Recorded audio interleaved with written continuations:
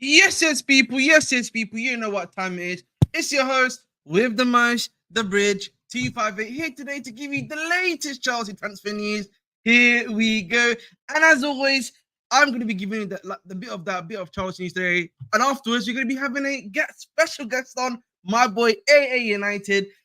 Who's also called Ahmed, funnily enough. But we're going to have him on. We're going to have a little bit of a discussion of him too about United, their transfer windows.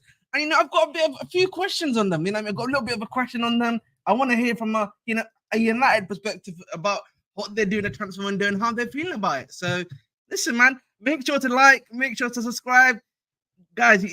Ahmed will be on his way. Obviously, he'll be here in a few minutes or two. But in the meantime, I'm going to discuss some more of the Chelsea transfer news. So let's get into it. Bit to our boy Nahimia and on Jacob. Thank you very much. Bit to my guy Benny. Nice to see you here, bro, as always. And yeah, I think there's only really one best place to, as they say, really start right now. And let's start with the goalkeeping stuff. So let me just bring that up for you guys right now. Oh, all right, buddy. Give me a moment, boys and girls. Akio, present. Bish, bash, bong. And let me increase it to 250. Boom, boom, boom, boom, boom, boom. Justin, Enzo Fernandez told the club in a meeting this week that he wants a new goalkeeper with good distribution, the same type of skills as Robert Sanchez, who's expected to start as number one at the start of the season. He then goes on to say, Chelsea is looking for a smart purchase, not crazy expensive. All right, so I think that was it. And then obviously, you saw this today, Alex Goldberg bring this on Instagram, and you know who literally liked the tweet? You know what I mean? Bulka Nation. You know what I'm saying? I like that a lot. I like it. You know what I mean? Obviously. So obviously Bulka definitely wants to come Chelsea. He's interested in coming Chelsea, and he wants this move. If you guys remember, actually, Bulka himself stated the fact that that he actually wanted to come to the football club.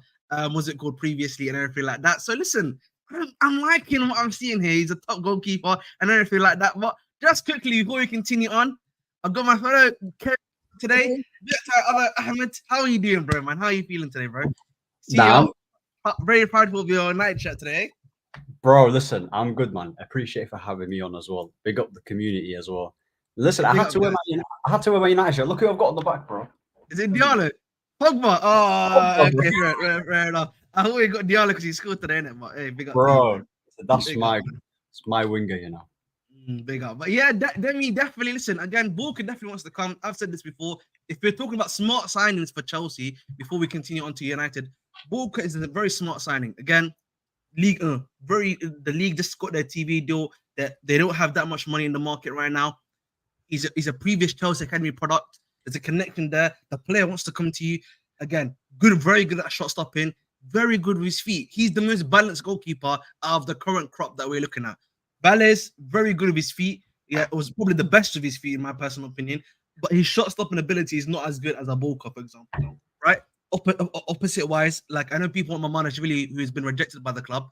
The problem with Mamanashvili is that elite shot stopper, issues with his feet. He's almost like an old school goalkeeper. So unless you're gonna play like that, there's no really any point of having one. But listen, I think that's pretty much all we can say. Hopefully, he does come to the club. We'll probably get more information as always with Chelsea on a Tuesday. So make sure to tune in then. But listen, Ahmed, bro, I got you here today.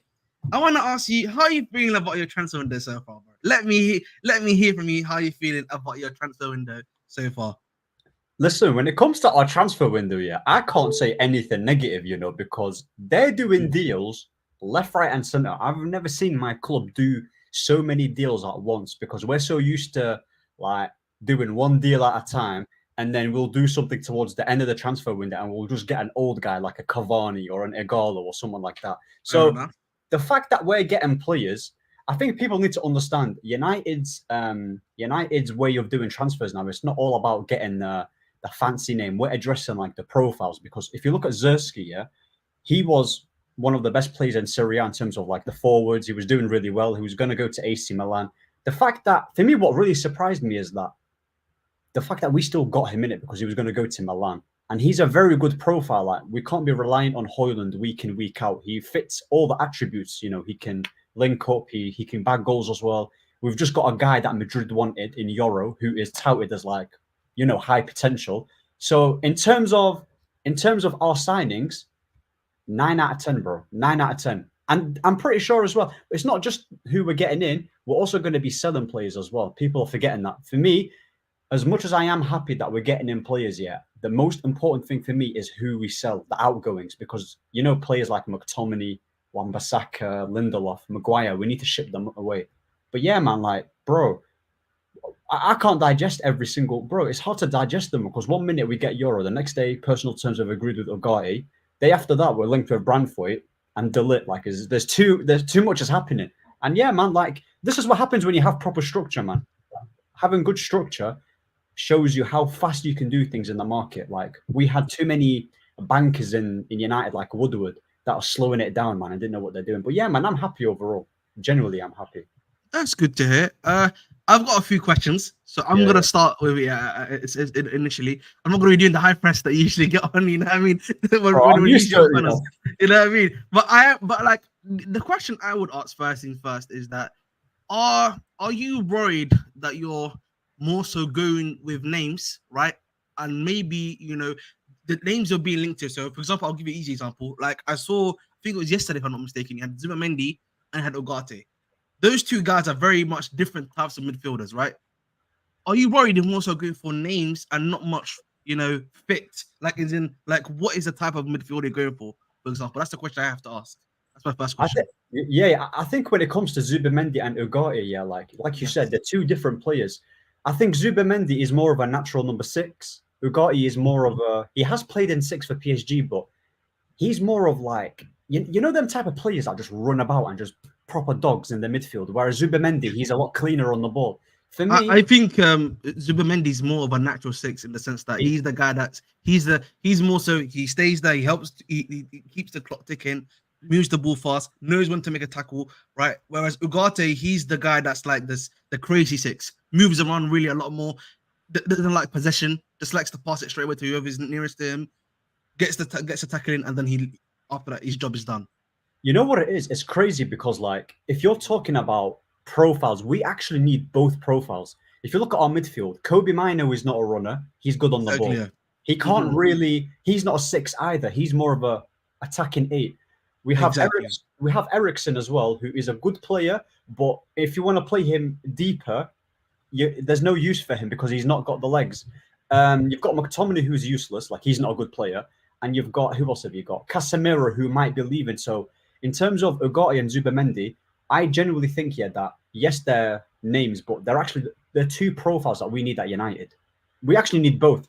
Zubimendi and Ugarte is actually perfect. You've got a guy who can run and a guy who can actually play the natural 6. Do you get it? Because I think for PSG, they've got like Ruiz and Vitinha, who are more of the ball playing players, whereas Ugarte. Exactly. So yeah, man, like, I know Ugarte is not amazing on the ball, but as much as I do like my players who are aesthetically good on the ball, I think in terms of profiles, it's exactly what we need. The only worry about Ugarte is how much they're asking for, because I heard that they're asking for around 60 to 70 million. You know how they're trying to get João Neves from Benfica? Basically, they're asking, they're trying, because I think they brought him for, because we were competing with them at the time. I think it was like 40 million or 50 million. So they're trying to basically make an extra 20 million on top of it. Yeah, if I'm not mistaken.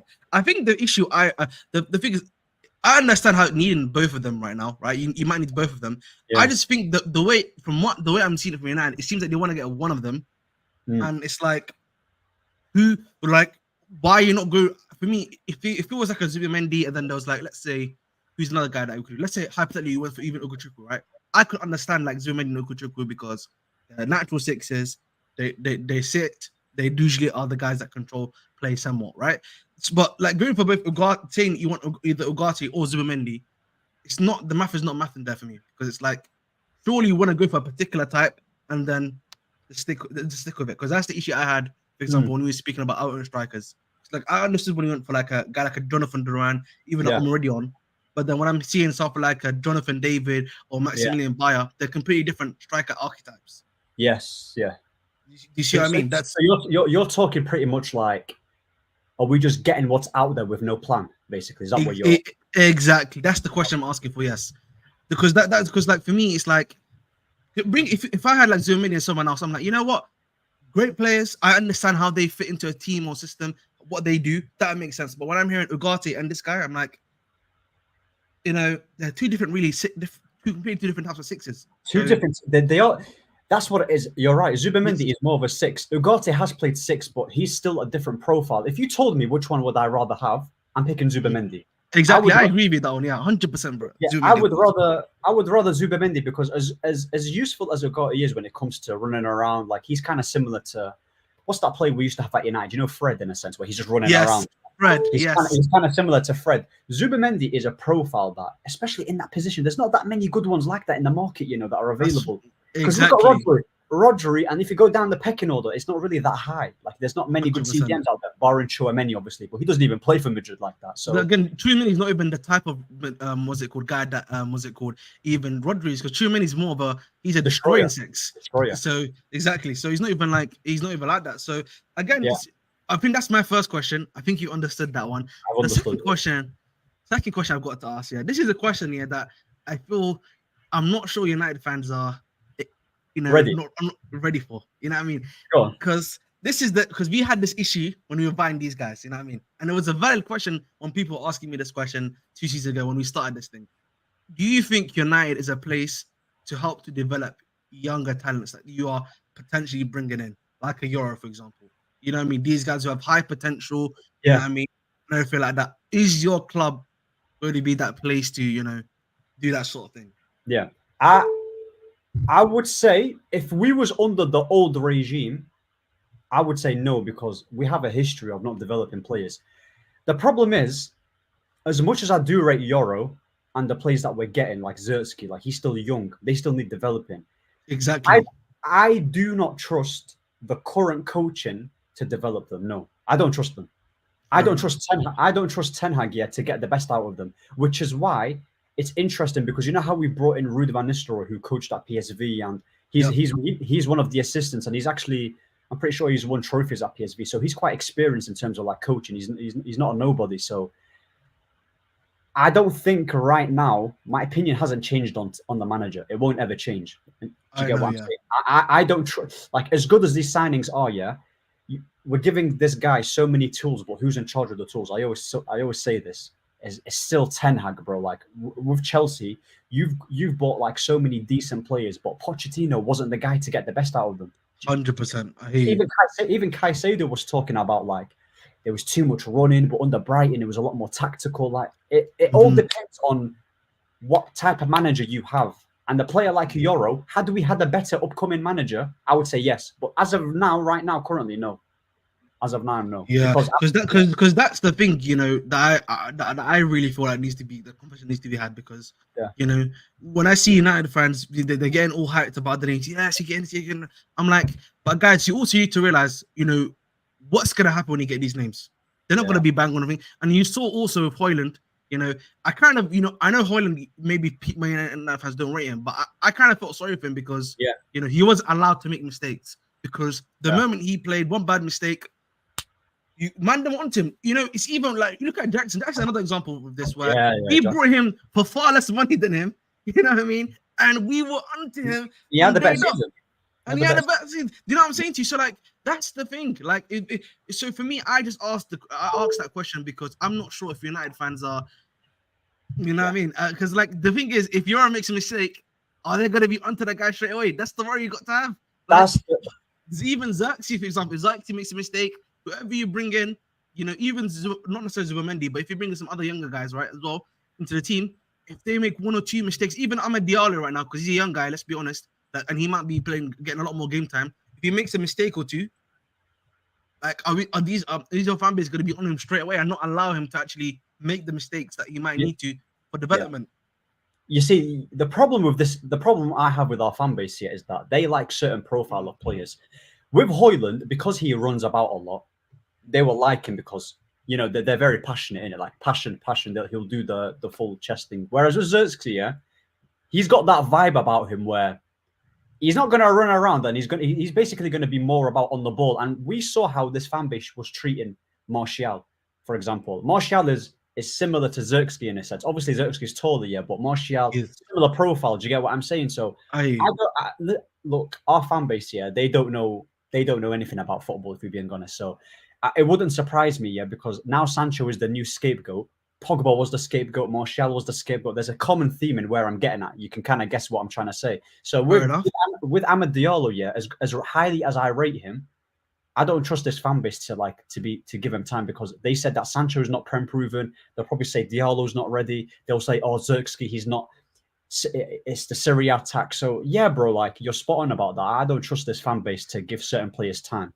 Do you get what I'm Because saying? you know what I mean? Yeah, because that's the thing. Because like, listen, I'm from Chelsea. You know, we all we've known is winning. So when we change, when the thing changes, and you bring in a lot of these young guys, Yeah. I feel like as fans, yes, you may not want this to happen, right? But there has to be like some level of realization that the things have changed. You know what I mean? Yeah. Things have changed, and we're just gonna have to hold it at the end of the day, and like hope, just back the guys, and hopefully hope they can actually improve. Like I get if after like a season and maybe the season afterwards he's actually just not cooking anymore. It's fair to be on to him at the end of the day. But listen, we'll see what happens on that front. I'm actually interested to see how many more positions do you think you need now after this? Because I know you obviously, if I remove the midfielder, I'm saying like you're getting a midfielder already. How many more would you say you need? Like, to feel like the squad is complete. I would say we need a new left back because Luke Shaw, he's been here for 20 gazillion years now, bro. Like he's been here for too long, and he's been here for long, you know. People don't realize, you know, Ahmed, like he's been here since 2015, you know.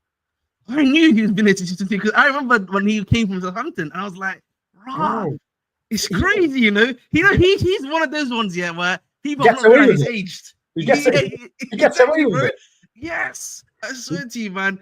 He gets away with murder, that guy, by the way, because like they say that Varane and Martial is injury prone, which is fine. You can say that, yeah. But Luke Shaw is the most injury prone player we have in this club. I think he's only had one full season, right? If I'm not mistaken. He's only had one full season, and bro, he's only had like out of all of the seasons at Man United, he had that decent start under Louis van Gaal. But I think it was during that Oli era when it was near the Euros, the 2021 season, where he had a good purple patch. But other than that, bro, his career has been a disaster. So we should be look. Bro, but forget Ben Chilwell, bro. Don't piss me off. Why not, bro? Chilwell Nation. You know what I mean? This guy, Chilwell's. If I'm being serious, yeah, and I'm being like an honest fan, yeah, I think Chilwell is very similar to Shaw in the sense that like he's declined. Like the injuries, like unlike with Shaw, the actual injuries have actually like hurt him from being like a really decent good player to like now he's like a level below, bro. Like he doesn't have any like a recovery pace anymore. Like I know a lot of Chelsea fans are like, why do you want to get rid of this guy? Like why do people not like him? I think the hate's overrated for Chilwell, but the reality is Chilwell has definitely declined. He like the injuries have actually like they've made him drop a level. It's such a shame. It's a shame, of course. It's a shame because especially with Luke Shaw, yeah, like I think Luke Shaw is a tier above Chilwell because like I agree with that, yeah. One thing I liked about Luke Shaw, yeah, is the way he carries the ball. The way he carries the ball, yeah, because my issue with Shaw is that defensively and positional awareness, yeah, he lacks it. He never gets up and down the pitch, but that's the one criticism. He never gets up and down. When it comes to carrying the ball from defense to attack, he's one of the best at it, bro. Like you can't get he's got a good cross on him.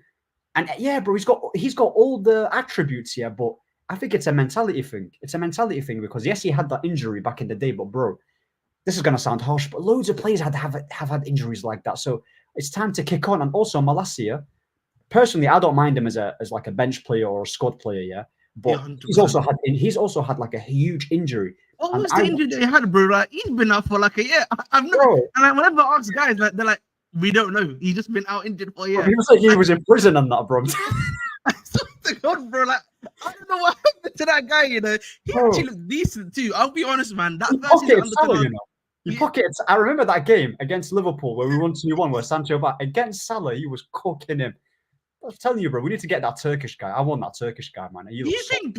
Listen, the worry I have with the Turkish guy, maybe it might be Euro hype. Euro hype. That's the thing. You need to be careful of those ones, by the way. You need to be slightly, a bit careful of those ones. I have the same thing with Calafiori, by the way. Arsenal, Euro's hype.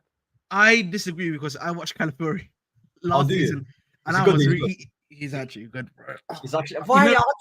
I'm so annoyed they get really that one really annoyed me, by the way. Like chat knows, yeah. I almost crashed out on chat because I was like, Chelsea should have actually got it. That's like we should have got it as well. We should have get because the thing is, yeah, like think about it. We're trying to get a Branthwaite or the lit. Like those are the alternatives. Bro, Calafiori's right there. Calafiori's right there for like 40 Exactly. plus. They're 40 getting it for plus. 42 million, you know. They're getting it for 42 million, bro. That's how much it really cost them. He's Like, definitely going to be like the Zinchenko replacement, or he's maybe the Skivio replacement, literally. yeah. I think exactly. Zinchenko probably as well. You never know. But Arsenal don't yeah, deserve it. I don't know, bro. Because like, if I'm looking at the left back market for you guys, because like, are you just? I mean, is the? Do you know what time football you're still playing? Because like, obviously you've watched preseason. Is it the same style you're playing as you've been doing under Ten Hag, or is he gonna like actually do the? I've watched both games. The first Mhm. one was shocking. Like, Yeah. yes, they just came back. First one, we was getting dominated, conceded so many shots, they hit the crossbar. Today, the first half, when we started Sancho and Ahmad, we looked really good. Like, technically good players. We were playing really well. And Euro had a very good debut as well. Like, I know it's preseason, but Euro, you know, one thing, speaking of Euro, one thing that surprised me about that guy is his ball playing ability. His passing, yeah, is actually really good. His pass is really good. When I I didn't watched, know. his I pass didn't is know. really good. He's really good, man. Like, and he's got a good. He actually made 2 crucial blocks against Rangers. Second half, I started to notice the same problems as last season, conceding so many shots. Defensively, we were a bit shocking. Midfielders wide open. Yes, we played the young players, but bro, like Rangers, I know we scored a goal. It was a good goal by Hugo, but bro, we had the Rangers had better quality. They could have nicked out at least 1 or 2 goals. So for me, if you're talking about improvement as of now, I don't see any improvement, which is why I need to wait until the rest of the bro. We played preseason. I think it was like where Sancho, Martial, and Rashford played. We were cooking, and then he dropped them, and then we just played crap. So it's very hard to judge in preseason. Do you get me? No, that's fair enough. No, because that's why. Because like the thing is for me, I usually don't judge preseason. I don't like to use preseason. But what I do like to see from preseason is he got like a style of play he's trying to implement in preseason. Like that's the thing I'd see. That's because like the thing about Maresca is that I'm looking in preseason. I'm not looking to see if he win or lose. I'm looking to see is he implementing his own style of play, and is this how we're going to be playing in the league going forward? If that makes sense. So the style of play is a big thing, yeah, because like because I know you don't like it, you've been playing. That's why, bro. Ten Hag's football is horrific, man. Like if you know, I don't know if you've seen it yet, but if I sent you like the records that he broke in last year, I know he was breaking records last season, bro. It was all over the internet, bro. Every United fan was given a new record he was breaking, bro. It was crazy. Last season, bro, you were breaking a lot of records, man. You know what I mean? You were like us, yeah, 2 seasons ago when we were top. we were worse. We were breaking records when we were top, by the way, every single time. So, bro, I'm telling you, like the thing is, like right, with Rude, like Wilcox, you know, the technical director that we have, Wilcox, he obviously came out and said he wants to play a possession-based style of football, and exactly, yes. It seems to me that he's pushing certain players onto Ten Hag to kind of play, which is why we're offering Ahmad a new contract. You see Sancho playing in pre-season. We'll see if he plays in the Premier League, but I think Ten Hag doesn't strike me as a guy that will listen. I think he strikes me as someone who, you know what, yeah, you want me to play possession, but I want to play my way, because he literally said he wants to play transition football. So the style of play, like, is a big factor for me, man. Like, I don't trust in Ten Hag to implement it. And even if we did have some improvements, then it would probably be down to like Wilcox, Rude, and all the coaching stuff that he has around him. So it's interesting, man. I don't know what's going to happen with the style of play, because in preseason, as much as you can't really count it like that, but it's supposed to be a time where you implement something, fresh ideas, play position, play different players in different positions. Like we experimented, by the way, before Sancho in a false 9, and he was cooking, and then the first Premier League game was on the bench. I was like, that's the problem, isn't it? Yeah, it's a good question, actually. Yeah, we should move on to Sancho slightly. Yeah, you know, the issue I have with Sancho, bro, is that I think Sancho's a good player. I just don't know if he fits the EPL. That's the issue I've always had with him, because I look at someone, I think a guy similar to him that we have in our team is like Cole Palmer, for example, right? Cole Palmer for me is very similar to him, very good dribbler, can work in the short half spaces really well as well. But the difference between Palmer and Sancho is that Palmer's acceleration, he has that short burst of acceleration, which allows him when he's on the wing to move a bit more faster while he's dribbling. With Sancho, he doesn't have that, the little bit of speed dynamism. I think hurts him in the EPL. By the way, that's the thing that hurts him in the EPL. Not even the pacing. Bro, this Nacho Lini guy has the biggest Sancho agenda I've seen. Bro, Definitely does. You know, this guy's a big United fan on my channel, bro. You always come to hype up United, bro. I'm surprised. Listen, I rate Sancho highly, I know, and yeah. I do disagree with that he's not good enough in the Premier League. The problem is with Sancho is that I've seen him many times, even at United. Like he's had times where, bro, he beat his fullbacks. He has the pace. Even at Dortmund, I remember that game against PSG when he was cooking Nuno Mendes, like proper up and down, up and down. I think the problem is with Sancho is that the reason why you don't see it as much in United is because of the lack of confidence and the lack of system. Because with Sancho, yeah, the thing is with Cole Palmer and Sancho, ability-wise, they're not far off each other, yeah. But I would say the thing with Cole Palmer, he strikes me as a guy where he's like, you know what? F the system. I'm going to take it on my own now. I'm doing it. I'm the one that's going to... Sancho don't have that. Sancho doesn't have that. He doesn't have that, like, you know what? I'm going to take it on my stance. No, not take it on my stance. I'm going to take the game by the scruff of the neck. But he's still a very, very good player. Even today, I see him on the left, getting past his fullbacks. I see him on the right, good crosses. I see him even floating in the number 10. Like, he is a very, very good player. And on the market, you cannot find a player that's on the market that has Sancho's skill set. Do you get what I'm saying? Bro, I watched Grealish as well, bro. Grealish don't have mad pace. I know he's not done well at City, but you don't need to be the quickest player and have the most acceleration, yeah, to work in the Premier League. Because, bro, by that logic, Adama Traore. Do you get what I'm saying? Like, no. You don't need. I've always maintained. Yes, PMP can work in it's like the most ideal thing, but it's not necessarily PMP. It's not just PMP that you need. You need to have. You need to have some level of pace, some level of strength. I would argue, yes. Yeah. But the thing that separates all those other guys too is their dribbling. If you have the dribble ability to package, that's what makes it. That's what makes it work. You know what I mean? That's why, like, for me, Madueke this season, I feel like he's gonna have a good season this season, Madueke, because he has the body type that can allow him to. He's got that athleticism. He's got athleticism and he's got the pace, in my personal opinion, too. All of that is really missing from him. Even the dribbling, he's one of the best dribblers in the league, by the way, actually. Which is with the limited game time, is kind of surprising. But if he improves slightly a bit more on his shooting, bro, he's one of the top wingers. But I think of Sancho, I think someone said it here. I think it was my good friend Jonathan. He said he needs a good left back, and I agree with that. Maybe he needs someone that's going to be overlapping him or maybe even inverting him at times, right, around this area to create that conversion, to give him like a bit more space to work with. His best season, by the way, Ahmed, his best season, and Jonathan as well, his best season at Dortmund, I would say, was when he was playing on the right. And do you know who the right back was? Hakimi. Yes. Hakimi. I remember Hakimi. He was the right back. Hakimi was up and down, up and down, up and down. So with Sancho, yeah, he does well on either side. Like, I remember it when we played them under Ralph Rangnick here, when we tried to experiment the 4-2-2. Yeah, like Sancho was actually one of our better players. He was getting past players. He was creating. Even last season, is it last season or the season before that? Behind Bruno, he was like the highest chance creator in the team. Like, it just didn't result on the stat sheet because we were given a lot of he was given a lot of opportunities for players. Sancho is that type of player where he doesn't need GA to have a good performance. That's the problem. I agree with you. Yeah, again, not all players need to have GA. That's the thing. I feel like he can get GA, by the way, Sancho. Like people think that he's not a goal scorer, but every time he's been given an opportunity in United, I've hardly looked at it and be like, Ross, Sancho should be bagging that, bro. His composure in and around the box is actually quite good. I reckon it's the lack of volume that we give him. He is good at 1v1 as well. He is good at 1v1. No, he's talking about someone else. Talking about Cho. That's what he's talking about. Oh, is he? The 1v1 demon. That's his literal nickname. Like the Joss Fambis. They got kind of hard to annoy though. Big up to my guy Joey. Hope you do well. United misuse Sancho. Right. Fair enough. So yeah, so a lot of people do seem to be agreeing with that Sancho take, bro. But listen, obviously, what's going on with Rashford too? Like, has he been playing in preseason? Like, he played first game. No, sorry. Yeah. No, it's all right. Listen, I was asking, like, has he played? That's what I'm asking.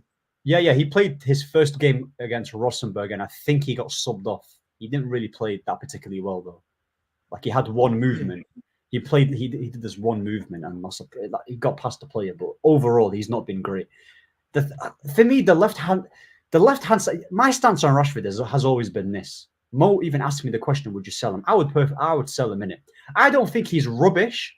But I don't think he's reliable enough to be bagging goals consistently week in, week out. and to be building a team around him because, bro, like Exactly. he's too much of a purple patch player and too inconsistent. Because with Rashford, I make the comparison with Rashford and Sancho. Rashford might be quicker and might get more goals, but if Rashford doesn't get GA, oh my god, he looks horrible. Yes. Whereas with Sancho, if he gets the GA, it's a plus, like it's an extra plus for him. But if he doesn't get GA, I've never watched a Sancho game where, oh my god, like the ball's bouncing off him, like he's having like horrible touches. Like with Sancho, like he'll still have that tidiness about him. But with Rashford, everything's bouncing off him. He will run into players. One thing about Rashford is that like when he does have a player that can hold up the ball and that can drop deep like Xerxes, yeah, his numbers do tend to go up. So we'll see in it. We'll see who plays on the left hand side. I would personally play Sancho there because the more creativity, the better. But I think this is Rashford's last season, in terms of like if he doesn't do well, it's finished, man. I think he's. That's a good question. But quickly, guys, half an hour in, we're literally 6 away from 640 subscribers.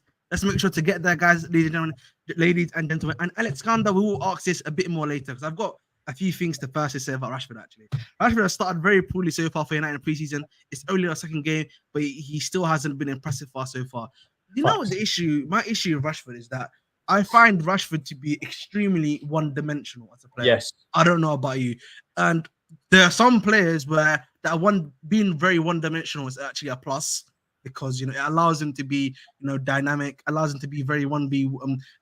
It gives him something that maybe other players can't have that's useful for the team. The thing about him is that you can't play him as a striker because he can't work in there because like his skill is really like finishing. I would say his thing is really pace and finishing. Striking the ball, yeah, exactly right. So those are the two things about him. He can't play him as striker. Nope. If you play him as a left winger, if he can't really beat his man dribbling wise 1v1 for the vast majority of the time. He's really heavy reliant on pace.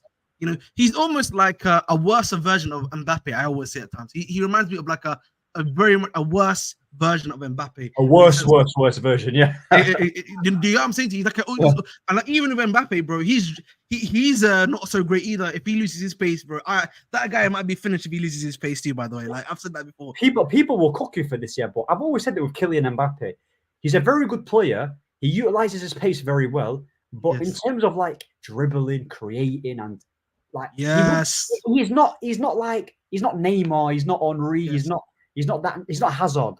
He's not them type of players. Do you get what I'm saying?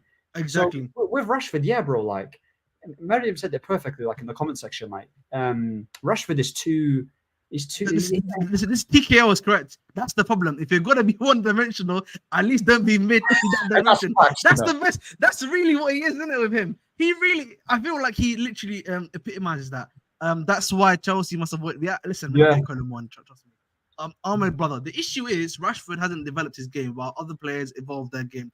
Rashford stay the same. He doesn't offer much to us, to be very honest. I agree with this. This is something that I know a lot of United fans have said to me. I just think for me, the issue you're gonna have with Rashford is that I don't really see the point of him in the team anymore. I just don't see, like, for me, Rashford. Yeah, if Rashford is at his best place is really a bench player that you bring on to, you know what I mean, to create that moment for you. Right, that's the reality of where Rashford is right now. And maybe if PSG come in with a bid for him, although they're now going for Osimhen, it seems but it's not. I just, for me, like, I just don't see it with Rashford. I know a lot of United fans see something with him. I just don't see it, bro. Rashford, like I remember the game. Do you remember the game in the Champions League when he came off the bench against Leipzig and he scored a hat-trick? Yes, I remember that game. Yes, that is literally because we're so far as a club. That should be a Rashford's role at the club, coming off the bench, if not selling. That's the thing. Like when Rashford's doing well, it's always in moments. I've never watched a Rashford game and I've been like, he's been so good for the 70 to 80 minutes. I've never seen that. He's not. He. If anything, you know how you said that his most dangerous asset is his pace, bro. Even his pace. I was watching comps and games yesterday, just watching Rashford. Bro, he's lost like about 2 bursts of. He's lost quite a lot of his pace. Like he's still. Yes. Not a lot of people have been noticing that too, by the way. That's another, it's happening, but it's not happening. He's the term I use it's similar term I've used there with Italy when we were talking about Italy, by the way. Is he's having a natural decline where it's not happening like this. When you see some players, they just fall off a cliff, like Fabinho with Liverpool, where yeah, this one bang, he was just Straight away. finito. Yeah, finito. You know what I mean? Who just went finito? That's My God. I don't know how that, bro. That happened because guys, literally, he had 3 seasons here of like asthma pumps and everything like that with Liverpool, with that high pace and everything. That kills you, bro. Bro, that club football, I'm telling you, that club football, I don't care. That has finished Thiago. It finished him. Yeah, it did. It finished Thiago. It finished Henderson. It's finished like everyone. all of them midfielders, bro. All of them midfielders, by the way, except of like the new ones they've got now. Completely finished, by the way. Even Mane, look at Mane. Mane finished. Firmino, you know what I mean? Like it was, yeah, you know, yeah. Bro, so like, it's slowed.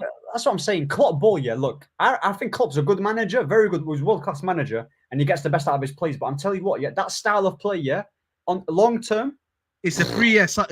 His style of play is a 3-year cycle. I've always said that his style of play is a 3-year cycle for a lot of players. Otherwise, so you have to by the year 2 or 3 get the replacement in. You got to get the replacement in. Going back to Rashford, bro, what were you saying about Rashford quickly? Because like I have to use the natural decline thing for Rashford. Bro, you're right though. Rashford has declined. This is Rashford's game. You whack him on the pitch, cut in, shoot, go out around the outside. Like he does the same thing every single time. Like he's not like the comment section have put it there already. Like he's not improved his game since Louis van Gaal. And I think physically, yeah, he's cooked. Like he's about to get cooked slowly each season because he's not going to be that type of player where, you know, Wayne Rooney, when he lost his burst of pace, but he can drop in the 10. He can start dictating and start passing. Rashford don't have that passing quality. He don't have that IQ to be playing in the 10. He is predominantly an inside forward who's just going to score you goals, yeah, every now and then. And even that is inconsistent. So if that's his best asset and he even can't do it consistently, then bro, we should be selling him. Do you get what I'm saying? That's why PSG, yeah. That's why I want that guy. What's his name? Oh, what's that Napoli winger called? He impressed me a lot. Bro, oh, he's quality, man. That's why I would like someone like him at. I know it's not going to happen yet, but I don't know. Rashford, Xerxes, like I said, it could work because stylistically, them two could do well in it. They could do well because we all knew that with Martial and Rashford, they worked out really well in the past. But that was 2 or 3 years ago. So, and that was back then where Rashford had a bit more pace. So we'll see how he does, man. Like we'll see how he does. But yeah, in terms of Rashford, I don't know, man. Like I think this is, like I said, I think this is his last season, man. It's his last season. So make or break, innit? Do you not think I feel like last season was the make or break season, bro? Do you not think so? Bro, I think we should have sold him when he stank it out under Ralph, mate. Not even just last season. But like, I feel like, you know, every time I hear it says make or break season, I've had that like how many times, bro? You know what? This is why it's so annoying because we made this guy the face of United. So they give him so many chances at the club because he's Manca born and bred. And they always say, okay, next season's going to be his. Okay, let's say he cooks next season. And the season after that, he does the same thing. Then we just lost value and he's gone a bit older now. Did you get it? So... I remember someone told me like he's 26 years old. I was like, what? He's 26 already?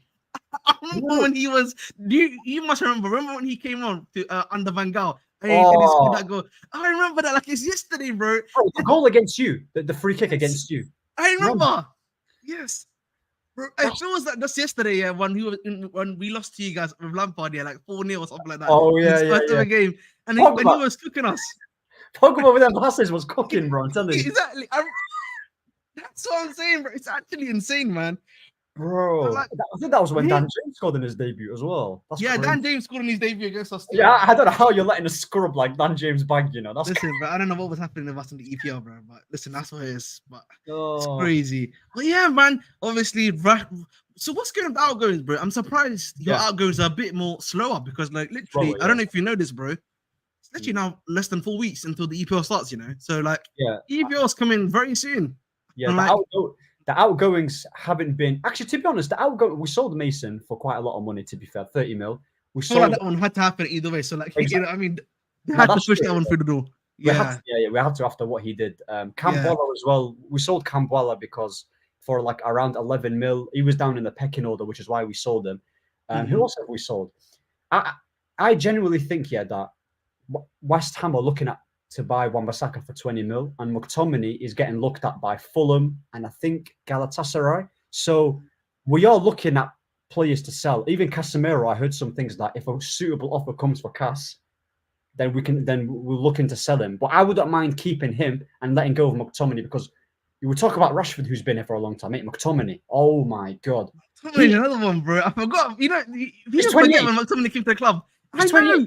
I couldn't believe bro. I haven't, yeah. I swear to you, when I heard he's 28 years old, I was like, no, you're lying, bro. I couldn't believe. That's another one where he looks a lot younger than his actual age, bro. By the way, He's honestly, still got that baby face, and I'm telling you, bro, these guys will be saying he's a younger lad at 30 or something. The same as Lingard. Same as Lingard. Oh my god, Lingard's another one, bro. What's happening? You got all these baby-faced players, Lingard, him. Who's the other guy that used to have the famous midfielder that used to be always injured under what's it called? Thingy. Not Michael Carrick, it's another guy. Scottish guy, I think his name. It's a Scottish midfielder. He used to be Scottish midfielder. He used to have famous. I think he was even like a director of football for you. Like he came back to be like a Darren Fletcher. Darren Fletcher's another one, bro. Like he just used to be there for the longest time. Like you had so many of these guys, bro. Honestly, we had so many like jobs for the boys, bro. Back in the day, bro. I'm telling you, we were just given all the contracts. Bro, it's actually mad. Yeah, this is why I'm so happy, bro. We went from people don't understand that we went from Woodward, Fletcher, and these guys to flipping Omar Barada and that even that guy that we got from Chelsea, like what's his name, Vavell. So we've got Ashworth as well. We've got Wilcox, like. People like yes, I was annoyed that we didn't get like the Saudis because obviously they would fix the issue straight away. But then again, Saudis aren't always look at PSG for example. They've got loads of money. It didn't work out. So the structure is what makes the football club stable, and we've not had stability post Fergie. Do you get what I'm saying? Because Fergie, it was literally hands on all on Ferguson. He would do everything. Now that he was gone, everything went pear shapes afterwards. And to be honest.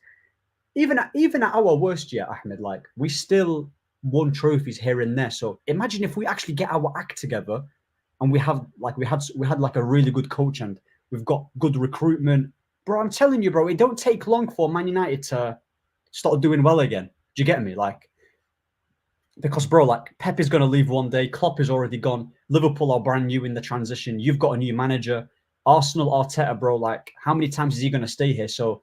We should be in and around like. I will say with Arsenal and Arteta, so like we've just gone. I think with Chelsea, it's going to be interesting to see if he implements the system like how Andrew did. I think it's gonna work out well for us. My personal, cook. I'm actually really interested in Tottenham, by the way, because they're not really making that many signings. Nope. Listen, Archie is a very good signing, in my personal opinion. He's a top talent. Obviously they re-signed Timo Werner, which was I thought like that was like a warning sign. If you're a Tottenham fan, that's like a bit of a warning sign. I feel like for me, they in particular, bro, they might be in for a season where Ange might be getting crashed on. And I want to it might be the season where Ange gets crashed on. Honestly, I'll be real with you, bro. And United with Arsenal. The injuries have not hurt them yet, bro. I've said this before. The players have not gotten injured yet. And like eventually the season's gonna happen where the man them are gonna start getting injured. And I feel like this might be the season where that happens. I don't know about you, bro. With Arsenal. No, it's facts here because like, bro, with Arsenal, like they play. I think Arsenal, I think Arteta is a good coach. Banter aside, I think he's a good coach. I think what he's done with I think what he's done with this Arsenal team in terms of like how he's improved these players, even though I'm not a fan of these players in terms of like the midfield and the attack here, but he's gotten the best out of, which is what you want from a coach. Get the best out of his at his disposal. So like he's doing really well. I actually think that he's missed the boat. I think he's bottled it, man. Like he had 2 really good chances to win the league. I don't think he's gonna get any closer, bro. Arsenal have always been the nearly club. Nearly there. Nearly. So, and when I say this to Arsenal fans, because they see this United badge, they think I'm bantering them. But bro, the truth is that Arsenal, you've always been playing pretty football back in the day, even under Wenger. They've always been playing good football. But you never had always been that elite top 4 side. There's always been that 2-3 games away, or even like 1 or 2 players away from being that side that wins the league. Exactly, but they've never had that killer instinct. They've never had it, bro. Like for example, your club had Drogba. Yeah, they had Thierry Henry. Obviously, he's the better player, but you get what I'm trying to say. Like, you had the Drogbas, you had like, we stole Van Persie from them and we won the title off them. So, like, bro, it's crazy. Arsenal are always here. Like, Arsenal, the thing is with them, is that they're obsessed with, like, competing but not dominating. Oh, whoa, NAF. Oh, never a foul raid. Oh, big up to the guys Oh. that never a foul. Thanks for Come the on. raid. I was really confused for a sec because I was like, bro, what's going on? Big up to the boys that never a foul for the raid. Thanks Come a on. lot, man. Thanks again, man. Make sure to be subscribing to them. If you're here from Never a Foul, make sure to subscribe to as well, man. Help the channel out.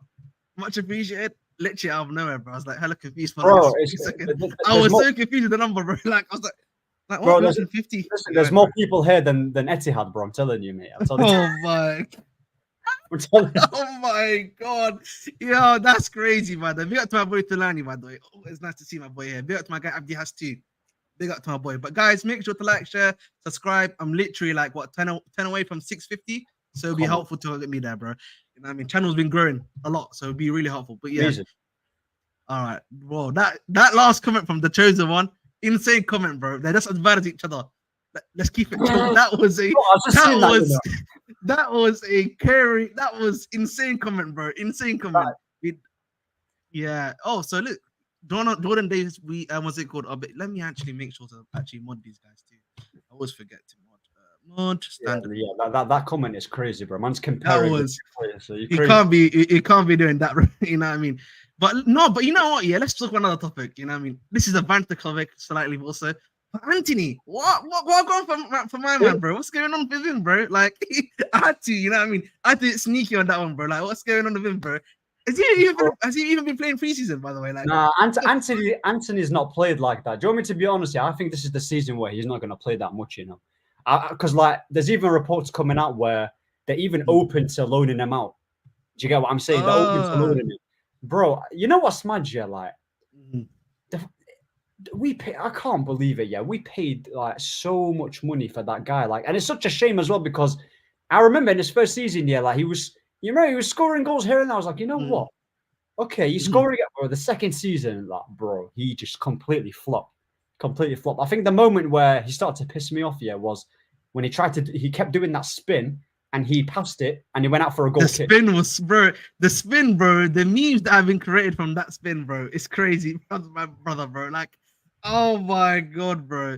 Like, bro. I'm surprised though. Like, I thought like by now you would have found like a loan spot for him or something like that. But maybe it's just like you're waiting for time to happen. Ajax is not in a good position if you don't know that, by the way. So like maybe go back and get some confidence in it. Maybe get some confidence, and they need guys, man. They actually need guys too, if I'm being honest. And obviously, Antony had a lot of allegations also headed towards him, which he's beat in court, which you have to say as well. So you know, again, it's like really weird, man. At the end of the day, with him, like, but I don't actually think, you know what? Sorry to cut you off. I actually don't think he's trash. Do you get me? Agree. I don't think the thing is, yeah, I think the price tag, because of the high expectation, yeah, and he's not fulfilled it.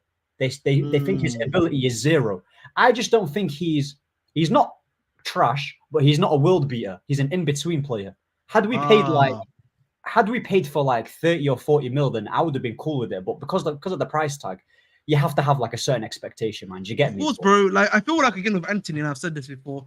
He came for like 100 million euros. Was it 90 million euros? Correct me, because like, you know, obviously I think it was 89 million pounds. Something like that, yeah. He came with such a high wage that, you know, if he did not bank, you were finished, basically. It was almost like the Lukaku stuff when we bought him for 100 million. Like, he just had to bank. Yeah, it's just that's the issue, right? And I've always said, yeah, I think for me, maybe there's some guys like himself where they need confidence in it. And like, I don't know what it is. He's not really worked in the league. You know, the thing about him, he has the pace, he has everything like that. But you know, someone said to me the other day that he reminds me a lot of Ziyech. And I can't lie to you, I was deep in it, yeah. He very much reminds me of Ziyech in the sense that he's like he's almost like a Ziyech plus. I always say that's what I used to call him. A quicker version of Ziyech.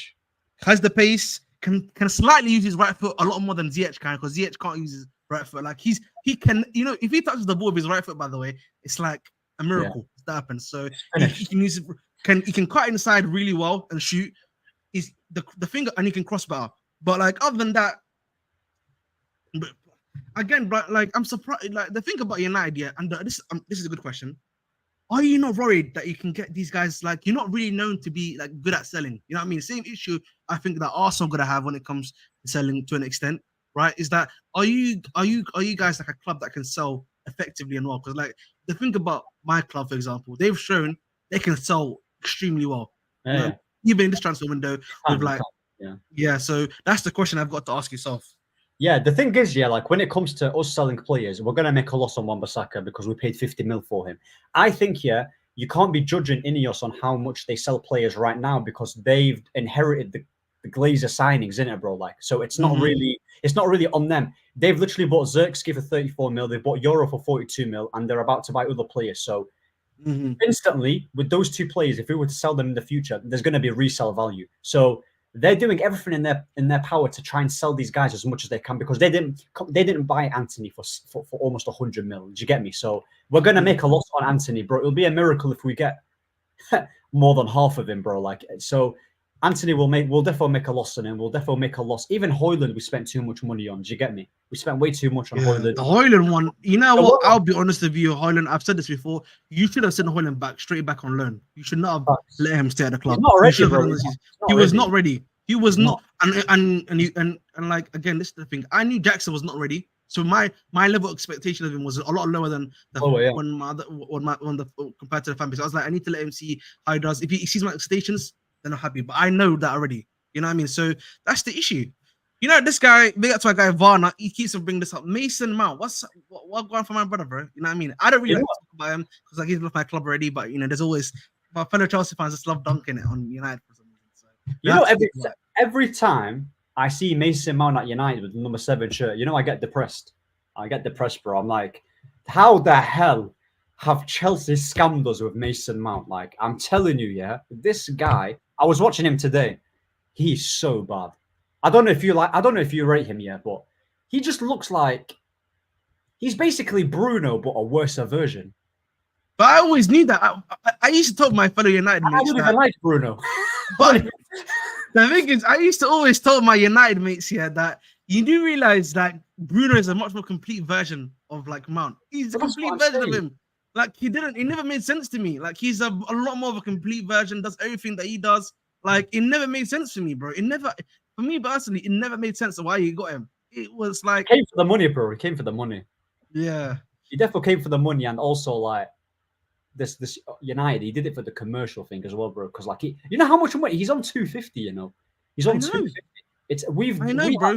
We have absolutely done. You've done us dirty with that signing, and United are stupid enough to do it. Even the price we got him for 60 million, we got him from. If had we waited for one season, we could have got him on a free.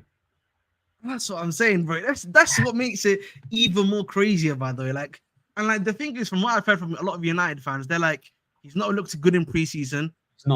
He's maybe people can make like I feel like for me, he's gonna be the guy that the player you're gonna have is gonna be the plus sign all of him all the time because his body's like kind of broken down from the amount of stuff he was doing for us. He had he had 49 less appearances. I told this to United fans than John Obi Mikel, who played for us for 13 years and was a bench player. He has 14 less appearances, by the way. That's what I'm saying to you. So let's deep that, and look at his age. So you know what I mean? That's the issue you gotta have, bro. Bro, I saw people.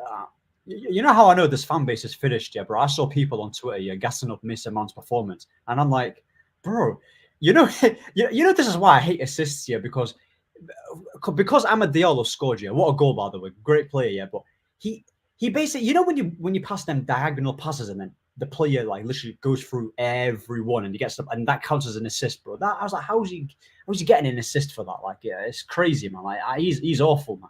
Even he did the same thing with Kai Havertz, even though Kai Havertz bagged goals, but he's not 70 mil. That's the thing. The thing about Kai Havertz, yes, I will always argue that yes, he's slightly improved from where he was previously. The issue with Kai Havertz, the issue of the issue of Kai Havertz is that I just don't think he's good enough to be a striker. He's, in my personal opinion, he's meant to be a bench option. I've always repeat that again. He's a solid bench option. But hey, people will still say to me, no, but he's good enough. But listen, when Arsenal play him as a striker this season and he flops as usual, we know where we're gonna be. We know you're gonna be. You know what I mean? Listen, we're cooking Arsenal, bro. I'm telling you. We're cooking. I'm telling you, bro. We're cooking those guys, man, for sure. Listen, London is blue. Always remember that one for sure, bro. You know what I mean? These men always trying to act like they're better than us. Have shame, bro. Have shame. Win a trophy, they come talk to me. But like, you know what it is, man? I feel like you've United. Do you think this is the question? I've got a question for you. This is from one of my co-hosts, not co-host, sorry, one of my regular commenters, Alex Garney says, AA United 8664. Wow, what a name. Chelsea or Man United will finish higher. Who do you think will finish higher than us, or do you think the season is going to be a more of a transition season where you maybe, you know, you let your players adapt, or maybe is it going to be a season where the guy just get off straight away? Bro, like for me, yeah, we should be finishing ahead of you because this is Ten Hag's third season now. We should be. Realistically, yes, I hear this. Realistically, yeah, this guy should. The only teams that he should be finishing below is City and Arsenal. No one else. He should be either challenging or getting third, no matter what. So, if you're talking about what I think is going to happen, I do think we will finish ahead of you, and we should as well. Like, come on now, this is Maresca's first season, bro, and he's just coaching these players. Like, there should be no reason on why. I mean, the only reason for you to finish ahead of us is because Ten Hag is rubbish. But other than that, we should be finishing ahead of you. So yeah, I would say we'll finish ahead of you, but it won't be by a lot. Do you get what I'm saying? But yeah, that's it. That's it. I think for me personally, I feel like we should probably, if we both do as good as we should be doing, we'll finish within the, I think, third or fourth. I honestly think Liverpool, you know, we'll discuss Liverpool towards the end here, but Liverpool, it's not looking good for them, bro. I'm going to be very real for you, bro. Listen, this working in silence fight, yeah, it used to be true beforehand. Now it's not looking so good, but we're going to discuss that in a little bit, bro. Honestly, but I think they are probably going to drop off. And I think for me, I think Tottenham will drop off too. I think Aston Villa, I big up to my guy, Emery, but I think he's going to really, really try to do well in Europe more so than anything else. That's like he did last season, which is why he was dropping off points. It was just like Chelsea was not good enough. Tottenham was not good enough. Yeah, to actually, you know, go above them and actually get those spots, which is the issue. But I think for me, honestly, I feel like we'll be competing with each other for third or fourth. Honestly, one of us will finish higher than the other. I honestly believe so. So, listen, we'll see what happens there. Have you got any questions for me about Chelsea? Like, you know, go ahead, bro. Ask me some questions. I was gonna say with Chelsea, yeah, like, do you lot think, yeah, if it don't work out for Maresca, you lot are finished? Like, you lot not finished as in like that's it, you can't get any more managers. But do you think if Maresca don't work out, then where'd you go from there? Because obviously you had Thomas Tuchel, you had like that's just a hypothetical. Because that's a good question to ask. No, that's a correct question to ask. Actually, I should say. No. I think for me, Maresca has to work. Like whether people like or not, he has to work. You know what I mean? There's no two ways about it. Like if he doesn't work, bro, the sporting directors are cooked, and the ownership really have to be asked. You have to ask real questions about 1 billion. You know, like So like, if we're being realistic, by the way, he has to work. Not just from our sake as Chelsea, he has to work. He has to work for the directors because otherwise, then that means they're cooked too. They're not good enough. So realistically, he has to work. There's not. Listen, you will hear it from me straight away. He has to work. Like hopefully he does. He has to work because otherwise, bro, we're not. It's not looking good for us, bro. I'll be real with you. Not looking good for us at all. So he needs to work as much as we need him to. Do you lot think that? Like, you know how you lot had Pochettino here? Do you think you did better under Potter than you did with Poch? Of course, I feel like obviously, if you look at the league table and stuff, yes, we did better with Poch than Potter. I think the thing of Potter was, I think Potter set up the team a lot better. And the thing was, the players we had at the time that were starting were, I think, for me, more so the issue. It was like, if you heard from a lot of the stuff from the behind the scenes, it seems that he didn't get along with a lot of the older players. The issue with Potter was that he didn't get one of the older players, whereas the younger players really liked him a lot. And we have the younger players now. So in a way, it's kind of like the ownership's technically kind of his fault in not being able to, like, you know, be a better manager of the older players, and also the actual ownership being pretty poor in how he's able to handle, you know, the older players too. So I think for me, the issue you're gonna have, the issue that we had on the power is that. But if you look at Buddy Shaw was in a lot more of a structured system, and he was playing really well. Even Enzo, you know, played a lot better under because he understood how to use the player. Whereas with Poch was a lot more of a runner. You know, the attackers loved him. By the way, listen, no denying that, by the way. The attackers all loved him. No, Gallagher loved him. Jackson loved him. Palmer loved him. By the way, they all loved him because the reality was in his system, the attackers were free. It's very similar to Tuchel, where he's like, attackers be free. You know what I mean? Do whatever you need to do to get us the goal. But the issue is the midfielders and defense weren't structured enough. So they were dying on the pitch, like not obviously realistically, but like they were actually like dying on the pitch in terms of like they were running around to try to make space up, everything like that, and that caused a lot of problems for us. So that's not necessarily like a situation that leads to what's it called a good result. But just quickly before you ask me any more questions, 1 hour in, ladies and gentlemen, literally 5 away from 650. Over 120 of you guys in here. Make sure to like, share, subscribe, boys. Help your boy out, bro. Road to 2K, hopefully. So help your boy out, please. Nah, Go ahead, bro. Nah. I was gonna say, like, listen, I shouldn't be saying this, but like, outside of my team, in terms of the favorite players, Palmer's low key, like, bro. He's... Of course, man. Everyone, listen, Cole Palmer, man. We know this, bro. All I'm saying, listen, he used to support this team, innit? All I'm saying, he used to support you. Thank you. Come on, bro. We're not doing this. He said his favorite player was Wayne Rooney, but banner aside, what I was gonna say, that with Palmer, I know the answer. I think he's still gonna do well, but do you think, because there wasn't really that much of a system on the pitch, and Palmer could do what he was, he's the main guy. Do you think now, because I think with Maresca, it's going to be a lot more structured and there's going to be a lot more instructions, do you think that Palmer would still have a similar impact to what he did on the pitch where there was more freedom, or do you still think Maresca will give him that freedom? And which position? Which is it? 10 I think he's gonna play wide. Because obviously under Maresca, he played wide. Maresca was actually the guy that put him on the right wing, by the way. So he was the guy that. So he's actually played with him before. So I think Maresca will put him out wide. I think I don't necessarily need him to have that crazy level of like thing that he had, where he had like 40 GNA in the whole season. I think for me, like I feel like with him, if he gets me 20 goals a season, maybe like 5 assists, or like if he gets 18 goals and like 12 assists, or something like that, somewhere in around about that range, right? 8 double figures in both goals and assists, and then it's spread out with the striker getting a few goals like Jackson did. Jackson's production last season was actually pretty decent. 14 goals and 5 assists in the league, right? The same as Kai Havertz. Right? No, he scored more goals than Havertz, by the way. He scored more than Havertz. So, right? So then if you have a left winger, which is also going to be improving, right? Left winger, hopefully, whoever that is, if it's a Nico Williams, a Touchwood, maybe a Desiree Doué, who I like too, right? On that side, like that, it's going to definitely improve the squad for us. Nkuku is going to be a big plus. No matter what anyone tells you, Nkuku is going to be a big plus. Dewsbury Hall, I think, is going to add something to the team. Even, I think maybe if Gallagher stays a tool as well, listen, I'm going to give, Gallagher can add something to this. Like, listen, maybe under Poch he was bad, but I think if he comes off the bench, he can get something from him if he's going to stay. But for me, I agree. I still think Palmer's going to cook, by the way. His GA might, because how everyone's obsessed with GA. I think his GA might go down, but in terms of like how he plays the game, bro, I genuinely believe he will still do well, because there's a lot of people that are saying that, like, oh, but Palmer, the only reason why he did well was because like he had just more... quickly, big up to my boy Ziad for the raid. Big up, bro. Thank you.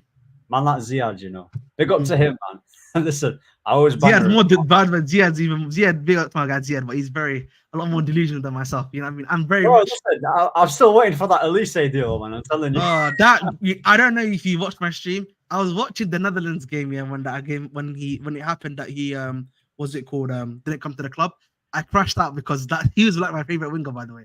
I was like, bring him over everywhere else. I literally crashed out on stream over him because he was really good, by the way. But bro, that's what I'm saying. If you lot had, like, imagine Elise and Palmer in the same team, I would be shook. I can't lie. That would be crazy. But that's what I'm saying. Like, I actually think with Elise, he did the right thing, though. He joined Bayern Munich. It's a good career choice, abroad, playing for a top team. Bro, he's going to play with Musiala. Can you imagine that? Like him, Kane, and flipping. I think they're trying to get like new players as well. So yeah, man. Like, I don't know. For me, I'm trying to understand, like, you guys in the transfer window. Like, I'm seeing you lot linked to Andreas Pereira. That's not legit. It's not legit. Fake news. Bro, listen, I was gonna say because we would have got some money out of it because of the sell-off. I was so scared, by the way. I was so scared when I read that news. I was like, no, please, no.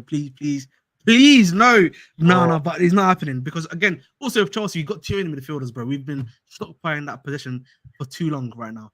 You know what? Yeah, I've got a question for you slightly on this. Yeah, do you not think it's a bit weird that a lot of these clubs are now doing what Chelsea are doing, basically, where they're going for these younger players, trying to buy them for their clubs, doing the multi-club model now and everything like that, essentially following the direction that we're trying to do. So like, are you not like even you guys are now trying to do that too? If you're being honest, yeah, you might be buying a bit more of an older player, like how old is Zubimendi? I think Zubimendi's in his mid-20s, right? Zubimendi is 25.